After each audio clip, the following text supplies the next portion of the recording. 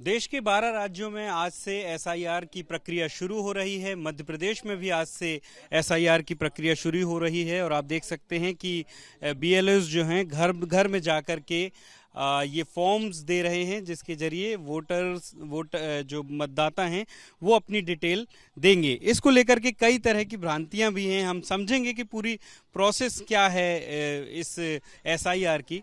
Ma'am, ये जो SIR होने जा रहा है, इसमें क्या प्रोसेस होगी, कहाँ कहाँ बीएलओ पहुंचेंगे और ये जो प्रथम चरण है इसमें क्या क्या होगा? सबसे पहले ये इसकी निर्धारित तिथि है।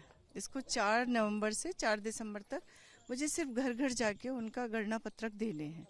और यदि उनके यहाँ 1 जनवरी 2025 तक कोई 18 साल का होता है तो उसका नाम जुड़ना है, और अगर कोई शांत हो जाता है तो उसका मृत्यु प्रमाण पत्र लेके उसको काटने की प्रक्रिया करनी। ये सारा काम मेरा 4 नवंबर से 4 दिसंबर तक करना है, जिसके लिए हमारी डीएम सर के कलेक्टर महोदय के द्वारा निर्देश जारी किए गए, और कुछ उस पर मॉनिटरिंग करने के लिए हम लोगों ने अनुभाग स्तर पर अपनी टीम बनाई है, जो पर डे 5 बजे और बीच में 4-4 घंटे के गैप में ये करेंगे कि कितने फॉर्म बट गए हैं, और हर बीएलओ को 1200 मतदाताओं को अपडेट करना है। और इनसे कोई डॉक्यूमेंट मांगे नहीं जाएंगे। जो हमारे निर्धारित हैं उनमें से 13 में से कोई एक भी अगर इनका 2003 में नहीं है तो उनसे लिया जाएगा। अदरवाइज हमारा जो बीएलओ जाएगा वो सारी उनको जानकारी देगा, और 3 बार उनको जाना है। सेकंड चरण में वो उनसे लेके आएंगे पत्र। और इसको लेकर के जैसे कई तरह की भ्रांतियां हैं, खासतौर पर इसको लेकर के राजनीति भी हुई कि नाम काटे जाएंगे, जोड़े जाएंगे, बड़ी संख्या में नाम हट सकते हैं। आप चूंकि इस प्रोसेस को समझती हैं, तो एक आम दर्शक कैसे समझे, आम व्यक्ति कैसे समझे कि ये किस लिए हो रहा है? आजकल क्या है, सभी युवा और सभी लोग पढ़े लिखे हैं, इतना प्रचार प्रसार हो रहा है कि सिर्फ इससे मतदाता सूची को पारदर्शिता पूर्ण जो त्रुटि है, कभी कभी ये हुआ है कि जैसे 6 लोग हैं तो उनका किसी दूसरे बूथ पे हो गया है, तो ये सारी चीज़ों को अपडेट करने के लिए और कहा भी है, और प्रशासन की मंशा भी है कि हमारा मतदाता सूची पारदर्शितापूर्ण होगी, त्रुटिपूर्ण होगी, तो हमारा चुनाव प्रक्रिया और सहज होगी। और ये तो सभी लोगों का है कि जो नाम मृत हो गए उनके काटने चाहिए, और घर घर जाके सुविधा मिलेगी, तो ये होगा कि जो रह जाते हैं, जो नहीं कर पाते हैं, उनके सारे काम घर पे ही सरकार के द्वारा किया जाएगा। जिन 13 डॉक्यूमेंट्स का आपने जिक्र किया, अगर उनमें से कोई भी डॉक्यूमेंट किसी व्यक्ति के पास नहीं है किसी कारणवश, तो उसके बाद क्या प्रक्रिया होगी, या किसी प्रोसेस से दिक्कत है तो क्या उसको लेकर के भी उनको डॉक्यूमेंट है वो ऐसा हो, उनमें से एक ना एक सारे डॉक्यूमेंट मांगे नहीं जाएंगे। वो उनकी पूर्ति में वो एक जब जोड़ा जाएगा तो दिखा देंगे, अदरवाइज उनका काम हो जाएगा। पुरानी मतदाता सूची जो 2003 में है, अगर उनका नाम है तो उनका बाबा दादी उनसे सबको जोड़ के निकाल लिया जाएगा। किसी व्यक्ति को अगर इस पूरी समस्या से प्रोसेस से आपत्ति है, उसके लिए भी पर्याप्त मौका मिलेगा? हाँ। अभी क्या है, जाएंगे फिर उसके बाद दावे आपत्ति लिए जाएंगे और उनकी सुनवाई की जाएगी बाकायदा, और उनको सुना जाएगा, और हमारी जो ड्राफ्ट सूची रहेगी मतदाता की वो जारी होगी। उसके बाद जो समस्याएं होंगी उनको हम लोग निराकरण करेंगे।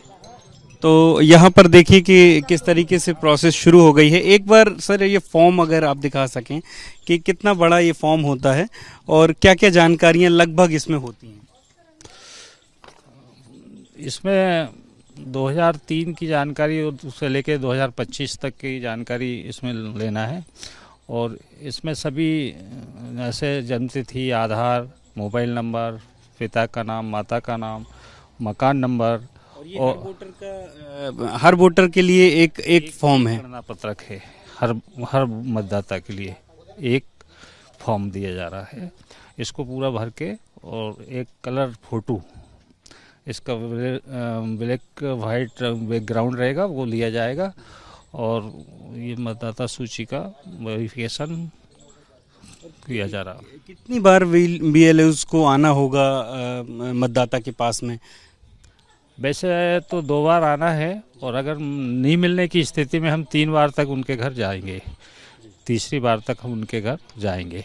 और अगर तीसरी बार भी कोई नहीं मिलता है तो उसको क्या ये माना जाएगा कि वो उपस्थित नहीं है वहाँ पर, या उसका नाम आगे की स्थिति में हम वही है कि उसको एब्सेंट शो करेंगे, वहाँ पे पड़ोस में जानकारी लेके, और फिर उसको एब्सेंट में डाल देंगे, SIR सूची बना देंगे। और अगर ये स्थिति बनती है कि कोई व्यक्ति बाद में आता है, उसको सूचना मिलती है, तो क्या उसको आपत्ति की सूचना वो दे सकता है? हाँ, उसको हाँ हम आपत्ति की सूचना देंगे कि भाई आप SDM कार्यालय जाके आप वहाँ पर इसके दावा आपत्ति लगाएं, ताकि आपका नाम पुनः जोड़ा जा सके। यहाँ पर वोटर भी हैं और आप तो नए वोटर हैं, आपका वोटर आईडी बन चुका है? जी बन चुका है। तो अभी ये जो फॉर्म आपको मिला है, अब आपने समझ लिया पूरा प्रोसेस? जी अच्छे से समझ लिया, सर ने समझाया, मैम ने भी समझाया कि इस फॉर्म को फिल करना है और एक फ़ोटो लगानी है इसके साथ में, जिसका बैकग्राउंड वाइट कलर का होना चाहिए, और सारी इन्फॉर्मेशन फिल करके इस फॉर्म को सबमिट करना है। तो इस प्रक्रिया से आपको किसी तरह का कोई मन में संशय है, कोई डाउट है कि ये किस लिए हो रही है, क्यों इसकी ज़रूरत है? बस यही है कि लोग जागरूक हों और अपने वोट अच्छे से दें और उनकी इन्फॉर्मेशन राइट हो, क्योंकि कुछ ऐसे वोटर्स भी हैं जो फेक वोटिंग करते हैं, तो वो वोटिंग हमारे लिए भी अच्छी नहीं, क्योंकि हम जो नेता चुनना चाहें वो हमें मिलेगा नहीं। इसलिए ये प्रोसेस अच्छी है, सबको पता चलेगा कि वोटर मतलब हमारी वोटर आईडी सही है कि नहीं है, तो अच्छी प्रोसेस है। और नए लोगों को जोड़ने, और जो लोग या तो जिनकी मृत्यु हो चुकी है वो हट भी जाएं और सही सूचना इसमें आ जाए। ये हाँ एग्जैक्टली कि जो राइट इन्फॉर्मेशन है वो सबके पास पहुंचे और हमारे मतलब हमें भी पता चले कि हाँ जो हम नेता चुनना चाह रहे हैं वो सही है और उस पर कोई फेक वोटिंग ना हुई हो। यानी इससे कोई दिक्कत नहीं है आपको? कोई प्रॉब्लम नहीं है। क्या नाम है आपका? नंदिनी गौर। तो यहाँ पर भोपाल में भी प्रक्रिया शुरू हो चुकी है और BLOs घर घर पहुँच रहे हैं। वोटर्स को भी कोई परेशानी नहीं है, वो भी इसके महत्व को समझ रहे हैं और जो सरकार की ये प्रक्रिया है उसमें सहयोग भी दे रहे हैं। कैमरा पर्सन होमेंद्र देशमुख के साथ अंबुज पांडे, ABP न्यूज़ भोपाल।